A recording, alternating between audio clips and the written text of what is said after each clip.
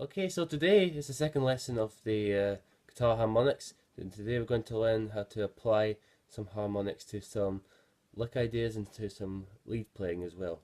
So what we'll do today, we'll cover 3 or 4 different types of licks that you could use that purely just use natural harmonics.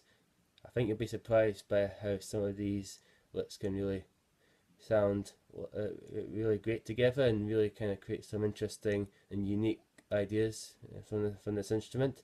And afterwards we'll be using some of these licks, and I'll demonstrate how to play it along with a backing track that I made for this lesson, and we'll have some fun learning all this stuff, and this will help you improve your natural harmonic technique overall, and it will really should encourage you to go ahead and learn harmonics, and it gives you a reason to want to learn these, and if by learning these licks you'll have a method to actually practicing these and to incorporate into your own playing, and just have some fun with these cool natural harmonic sounds. So we'll start off with learning the first lick. We're going to be up here on the 12th fret. I've angled the guitar so hopefully you can see all the frets that we'll be covering. It'll be the 12th fret, the 7th fret, and the 5th fret.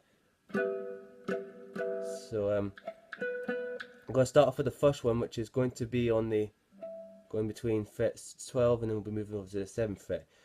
So like I showed you in the last lesson how to play play a chord with natural harmonics, basically by doing a sort of bar shape, just lightly doing the brushing against the strings.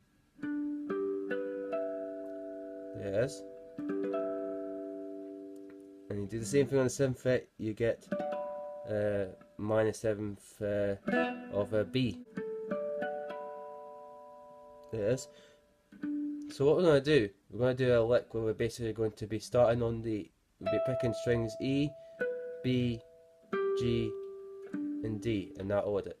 And it will be like, if we're doing a tempo of 1, 2, 3, 4, really slow, 1, 2, 3, 4, nothing fast. Then it would be a pick for each beat, so it would be like,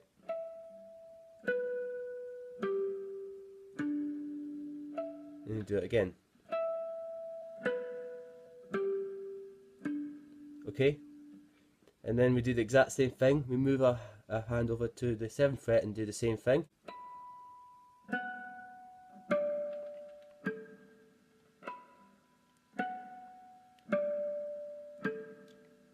Okay, and then that's the end of the lick, and if you want you can just repeat that several times.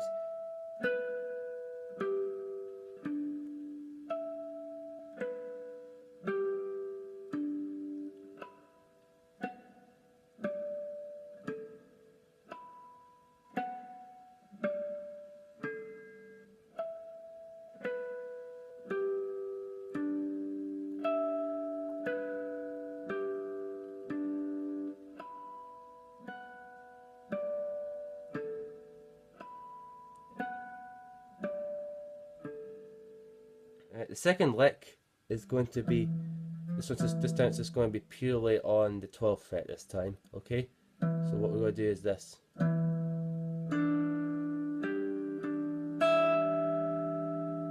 So again, that's.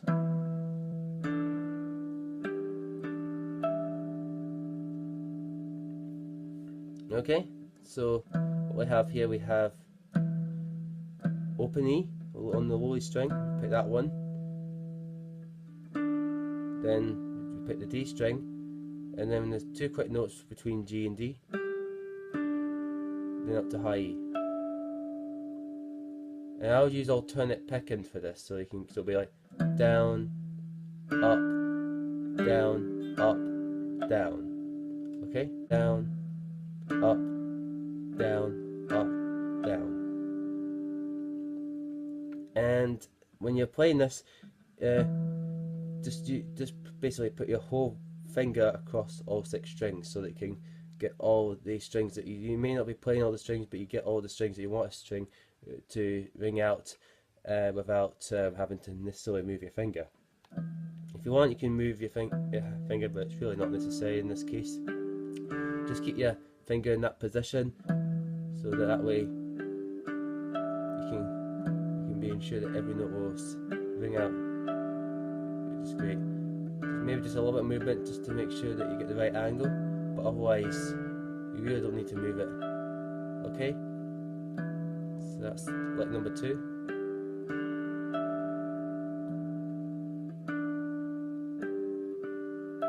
A little bit faster, but it shouldn't be that hard. Once you've got the movement between, again we'll be moving between frets 12 and 7. If you can do that, then this one shouldn't be too much difficult, but just bear in mind that this is going to involve there's going to be shorter time between each note and between each movement, so you may need to practice one extra slow in order to get the lick goes like this.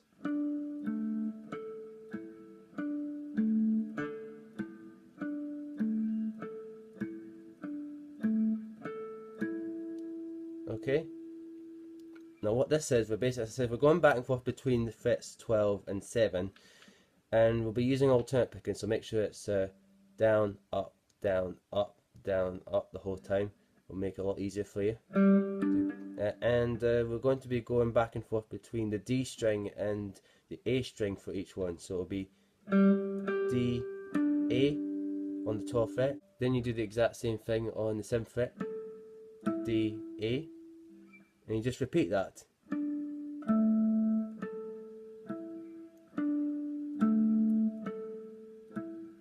D, A, D, A, D, A. Down, up, down, up, down, up, down, up. If you want, you can, when you're doing this particular one, you can just keep your finger just kind of brushing against the string when you're moving, so you get kind of hear sort of scratching sound when you're moving between the two. You hear that, the slight scratch, which is the friction being caused by the movement of your finger against the strings. That sort of adds this as a kind of effect when you're doing the movement. It's quite nice. Just adds to it. And you shouldn't worry too much about drowning out the harmonics when you're doing this, because the harmonics will tend to stay when you're moving it. It's only if you push down too hard on the string it will happen, but if you're just brushing it again and just moving it right along, it should still be able to ring out, so don't worry too much about that. As you can see, it's still standing out even when I'm moving my hand. And the final lick before we move on to the backing track is going to be starting on the 7th fret this time, and it goes like this.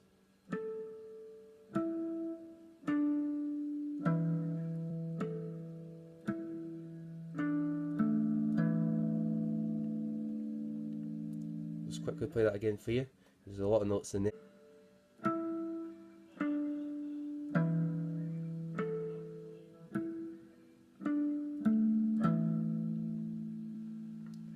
Right, so what we have here, 7th fret, and we're going to be picking strings D and A. Okay, that's the first part. Then we move over to the 12th fret, get the D string, and then skip over a bit, angle your finger a little bit so you can get the low E.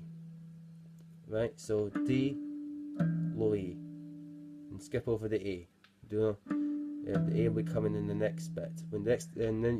Which is basically the second time you do it around. It's the same thing again. D and A on the 7th, and then when you come back to the 12th fret again, this time we do. So this time we will be including the A, with D, A, low E, and make sure that it's not. Okay, so it's the D and A will become quavers rather than crotchets, okay? And a crotchet for the low E. And the picking pattern will be down, up, down, up, down, up, down, up, down. Again, down, up, down, up, down, up, down, up, down. So now you've got a few good basic licks for using and utilizing natural harmonics. Now let's try and use some of these in a backing track. So what I'll do is I'll play the backing track. This is a backing track that I wrote and produced myself for this lesson specifically. So let's just quickly listen to it first so you get an idea of what it sounds like.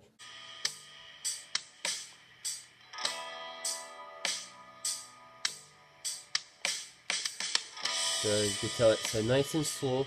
There's nothing too complicated about it in terms of instrumentation and harmony. And then the second bit here is just a bit more to it. That's when we'll be using the licks where you're doing some clever notes as well as instead of just the crotchet ones. And the first section will be for the crotchet ones. So if you're not sure what I mean, I'll demonstrate for you now exactly what I'm talking about, how you could use these licks with the backing track. And if you want to use this backing track to practice yourself, then you can find it on my website. There's a link on my website. You go into the learning resources and find the section on guitar harmonics. There's a button there that will take you to the backing track, which is available on SoundCloud. So go check that out if you want to use the backing track or download it, and you're free to go. And it's totally free, no charge, and just use it for good practice, or just find another backing tracks out there on YouTube and use that for practice. Just as long as it's in the key of E minor or B minor would be ideal for these particular harmonic licks that I showed you. So make sure that it's in the right key. But for now, I'll play some of these licks along with the backing track so you get an idea of how these licks can be used with this backing track. So let's do that, and I hope you enjoyed the series, and stay tuned for my other stuff, and have fun learning this stuff, and keep on rocking.